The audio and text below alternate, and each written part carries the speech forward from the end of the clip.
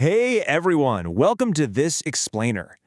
I'm absolutely thrilled you're here today because we're going to do something genuinely fascinating.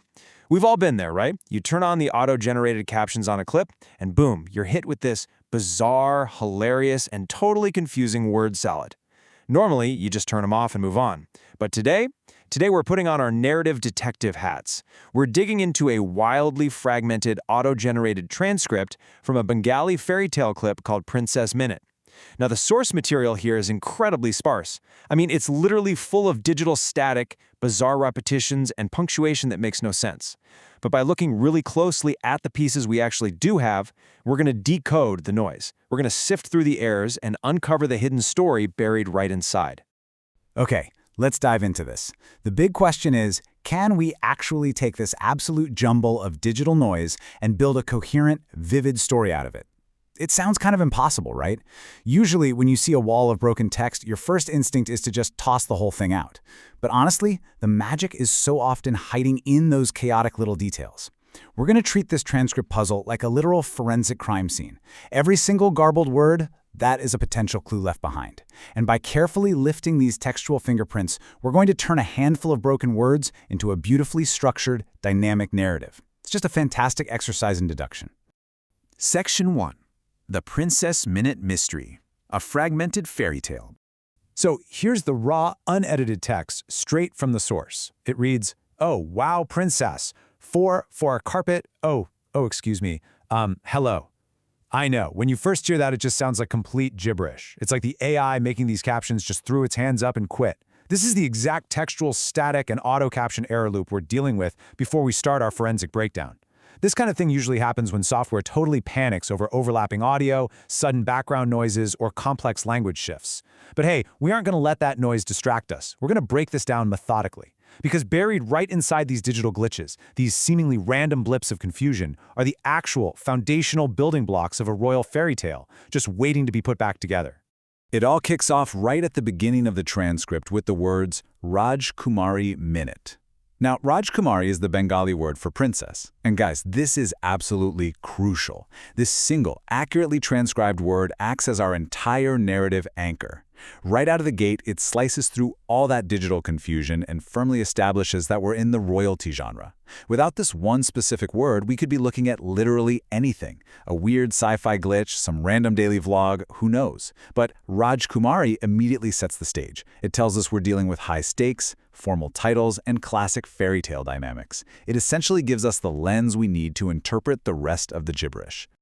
Section 2, Setting the Scene. The Carpet. Now, what's really interesting about this is how a completely repetitive transcription glitch suddenly hands us a concrete location. If you look at the raw data, the text is just jam-packed with this broken word, fey.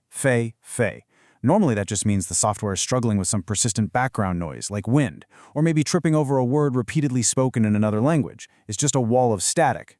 But then, right in the middle of that frustrating loop, we get two incredibly clear words, fey carpet. And just like that, bam, the fog lifts. We aren't just floating around in some empty digital void anymore. We have a physical, tactile setting. We can suddenly picture the texture, the space, the whole environment. We are looking at a very specific encounter taking place on a carpet. Section 3. Identifying the cast. Who is on the carpet? So, if we sift through the rest of that noise, pushing past the glitchy background sounds and all those broken prepositions, actual confirmed entities start stepping out of the shadows. We obviously already have our princess, the Rajkumari, anchoring the whole scene. But as we keep dusting off the text, two very specific names emerge, Mon and Raj. And suddenly, the dynamics change entirely. We have officially upgraded from a messy string of digital errors in an empty room to a fully populated stage. We've got three distinct characters now, the princess, Mon, and Raj, all sharing this one very specific carpeted space. It's like a giant puzzle rapidly coming together, transforming from abstract words into a very real interpersonal scenario. Section 4. The Royal Encounter. Analyzing the dialogue. You really have to notice the stark contrast here. At the very start of the encounter, the language is just incredibly hesitant. We get, hello.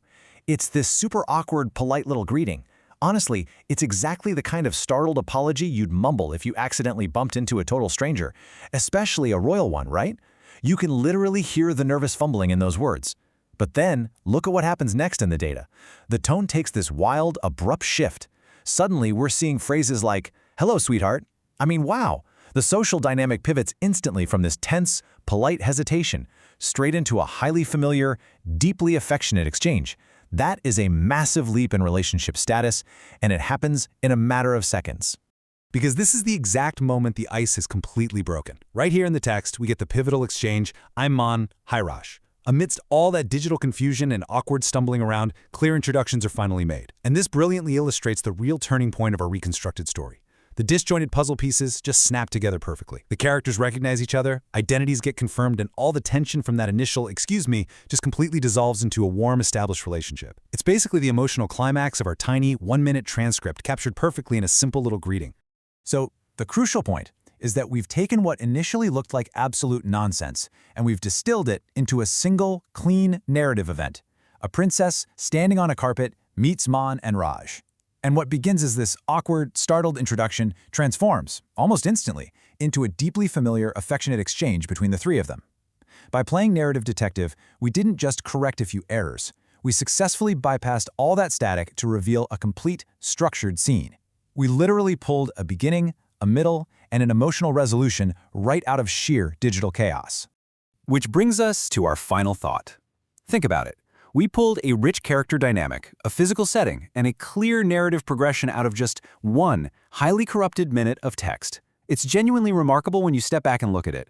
If we can piece together this much of a story, this much emotion and setting from a handful of broken words, it really makes you wonder, how many other hidden stories and magical adventures are we just completely missing in the digital noise of our everyday lives? We're surrounded by fragments of information all the time. What else could we discover if we just stopped for a second to decode them? Thanks so much for joining me on this explainer. And hey, keep your eyes open for the stories waiting to be decoded all around you.